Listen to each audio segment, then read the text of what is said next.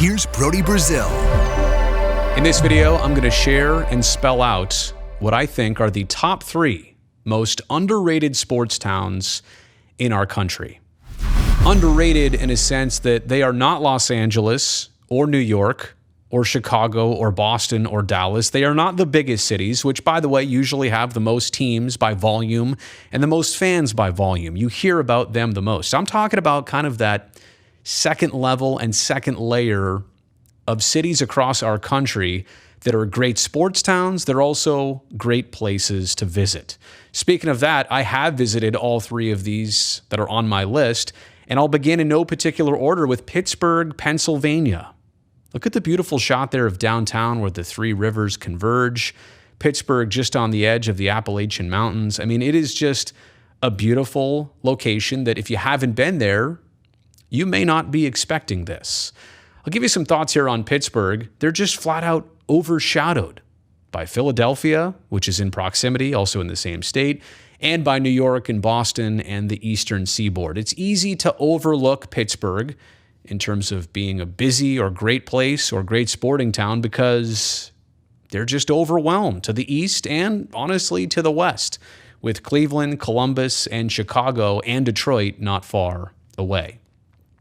I like what they've done in Pittsburgh with the teams. Now, they have 3 of the major 4 sports, baseball, football, and hockey.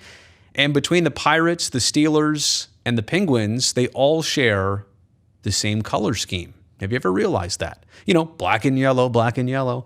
It's very cool it's worked out that way. It really does unify the city. Again, I don't think you realize that until you get there. They really do embrace those colors. It's cool how that's worked out.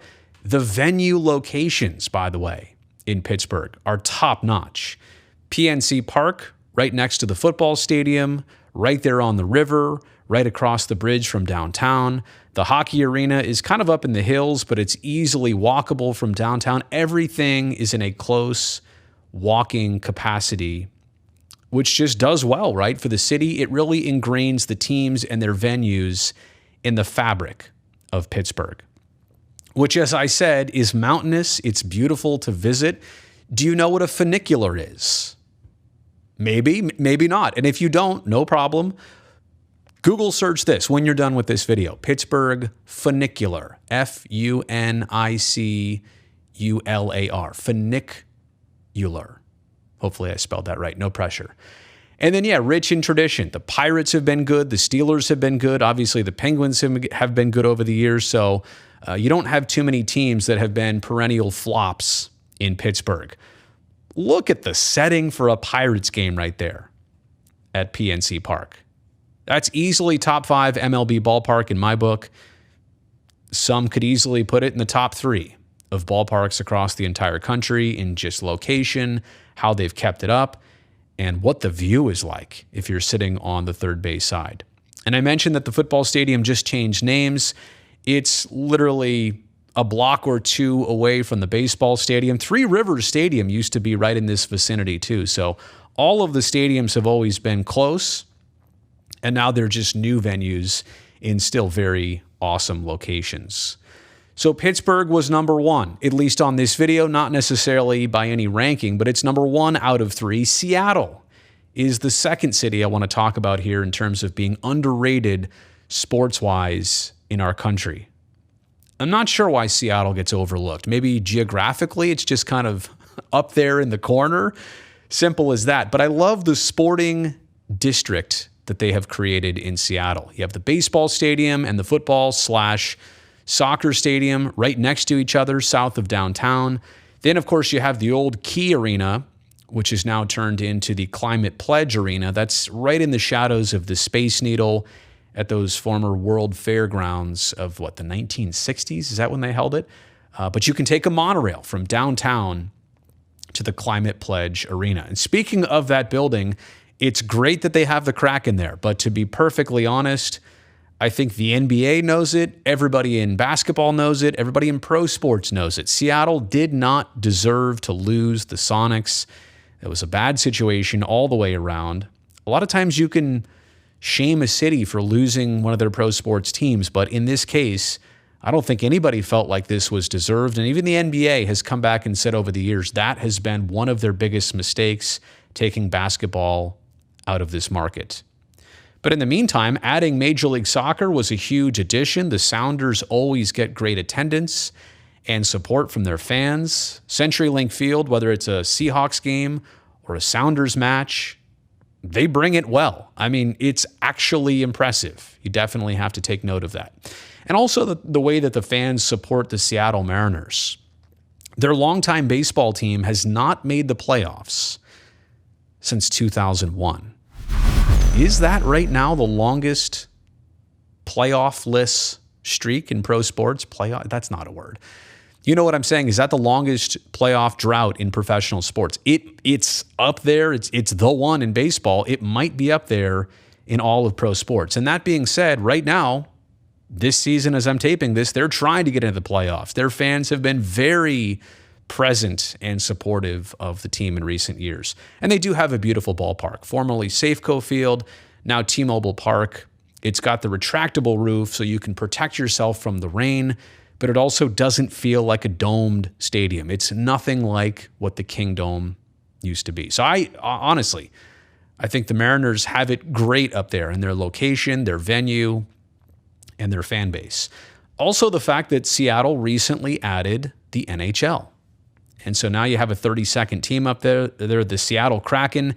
And because they came into town, they were able to totally gut and redo the Climate Pledge Arena. I believe they even lifted the roof up a little bit, made it totally sustainable. Again, just an overall really good project in Seattle, a town which, by the way, already great enough to visit without pro sports. Even if you don't go see a game of any kind up there, it's already worth your time. It's already beautiful year round. And by the way, you'll hear all this talk about it rains every day and too much. And I think that's more exaggeration than anything else. There's CenturyLink right next to T-Mobile Park. This is all south of downtown. But again, this is all walking distance from downtown. So if you fly in to SeaTac, you drive up to downtown, you can walk to either one of those venues, which you can now see off in the distance. You can also see Mount Rainier off in the distance. But right there is the totally refurbished Climate Pledge Arena with the skyline, easily accessible. I love the fact that they chose to reuse that venue because the site is so good. The building was old and antiquated and not up to standard, so they just gutted the place. They sunk it, they raised it, they gutted the place, made it bigger and better, and that is just fantastic. All right, so Pittsburgh, Seattle, and Detroit, Michigan is my number 3 most underrated sports town in the United States. Now, I've been to Detroit a handful of times across the last 15 years, and in that span alone, you can just see how the downtown itself has totally been improved, has totally regenerated. And honestly, at the beginnings of the 2010s, I mean, it was near lifeless downtown. It looked like people just up and left at some point between the 60s or 70s or maybe early 80s, and nobody just came back. It felt deserted. And I guess the Tigers were not far away. Obviously, the Pistons were playing far away. The Red Wings had always stayed right downtown there at Joe Louis Arena. But it's so cool to see the pro sports teams emerging back into downtown as the city regenerates simultaneously. Detroit's great because you have all 4 of the major teams. You've got the NFL's Lions, the NBA's Pistons, baseball's Tigers, and hockey's Red Wings. And as I said before, at the same time that Detroit has come along in a sense of revitalizing their downtown, they've also centralized things. You've got Ford Field and Comerica Park right next to each other. And nowadays you have the Pistons and Red Wings sharing the same winter venue of Little Caesars Arena, which is a short walk away from the other 2 venues, which is a short walk away from proper downtown. So very cool that everything, kind of like in Seattle and kind of like in Pittsburgh, is all a walk away. I think there is something to be said about that when a pro sports town has all of its teams a short walk away from downtown. Here's another cool thing about the teams from Detroit. And maybe with the exception of the Pistons, who have changed and modified their logos and colors a little bit over the years. I mean, the Red Wings for decades, the Tigers for decades, and the Lions for decades, they've not changed their look, their colors, their logo, pretty much anything. A lot of uniforms have stayed identical. And for whatever reason, I find that very cool. They did it right the first time. They're sticking with it. That's like loyalty. That's passion. They don't need all the bells and whistles. Just give me my Detroit teams, and they're satisfied with that. So I definitely think there's something to that. And then lastly, I'll kind of focus in here on the Red Wings since I'm a hockey guy more than most. But it's very cool that they were one of the NHL's original 6 teams. And of all the other cities with, New York and Montreal and Toronto and Boston in there, to be part of the original 6 clubs in the National Hockey League way back when, to know that Detroit was there from the start, I think that adds, legacy, credibility, whatever, to Detroit as a town and as a hockey market. And just some visuals here. There's Little Caesars Arena. That's gone up in the last several years. Not far from downtown, not far from the other 2 venues. It's got a side rink, I think a practice rink built in, but good that it can host both the Pistons and the Red Wings. So one centralized location for pro sports in Detroit. And then right there, Ford Field and Comerica Park, right next to each other.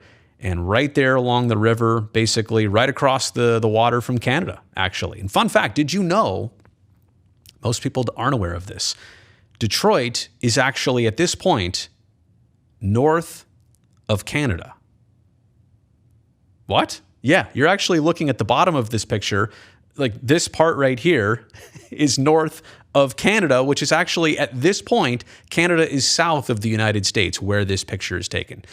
I kid you not. I learned that in covering the many hockey series that I did out in Detroit over the years. Yeah, I looked it up. It's actually true. So there you go. Fun fact you just learned about Detroit. So between Pittsburgh and Seattle and Detroit, in no particular order, those are my top 3 underrated sports towns here in the United States. And there were some honorable mentions that I just did not get to including here, no offense. In fact, I don't even want to name them. I'd rather have you put them in the comment section below. Who did I miss? Who should also be part of this list? Or tell me why you agree with the 3 that I just named. Thanks for checking this out.